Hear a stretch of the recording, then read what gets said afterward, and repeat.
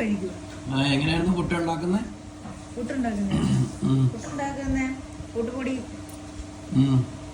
പുട്ടുപൊടി എന്തോ എടുക്കും അമ്മ? ആദ്യമേ പുട്ടുപൊടി എടുക്കണം. പുട്ടിന്റെ പൊടി സ്റ്റീം പൊടിയാണെങ്കിൽ ഏറ്റവും നല്ലതാണ്. നല്ല മയമ ഇലയിട്ടിന്റെ അതിന് സ്റ്റീം പൊടി എടുത്തു കഴിഞ്ഞാൽ നല്ല സോഫ്റ്റ് പുട്ടായിട്ട് കിട്ടും. അതെടുത്ത് വെള്ളം ഒഴിച്ച് ഉപ്പ് ഇട്ടിട്ട് നനയ്ക്കണം. വെള്ളം ഒഴിച്ച് നല്ലോണം ഉരുട്ടുമ്പോ ഉരുളുന്ന രീതിയിൽ അത് നനയ്ക്കണം. നനച്ച് കഴിഞ്ഞിട്ട് അത് പിന്നെ പുട്ടുകൂടത്തിനകത്ത് വെള്ളം ഒഴിച്ച് അടപ്പേ വെക്കണം. അതിനകത്ത് ഇച്ചിരി ജീരകം കൂടി ഇഷ്ടമുള്ളവർക്ക് ഇടാം, അല്ലാത്തവർക്ക് ഇടേണ്ട ആവശ്യമില്ല. നമ്മൾ ജീരകം ഇട്ടു.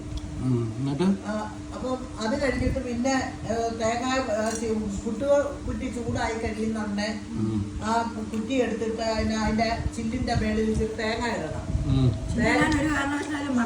തേങ്ങ ഇട്ട് ചില്ലിന്റെ കിടുത്ത കൂടുതലാണെങ്കിൽ തേങ്ങ അടി പോക്കും പൊടി കുത്താതെ പോക്കും. പൊടിയുള്ള കിടുത്തയാണെങ്കിൽ ചെറിയ കിടുത്തയാണെങ്കിൽ പൊടി അടി പോകത്തില്ല.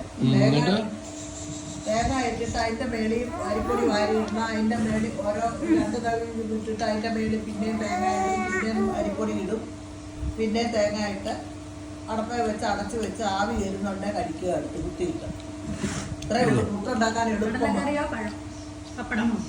നല്ല കറി ഇഷ്ടമുള്ളവർക്ക് ഏത് കറിയും കൂട്ടി കഴിക്കാം.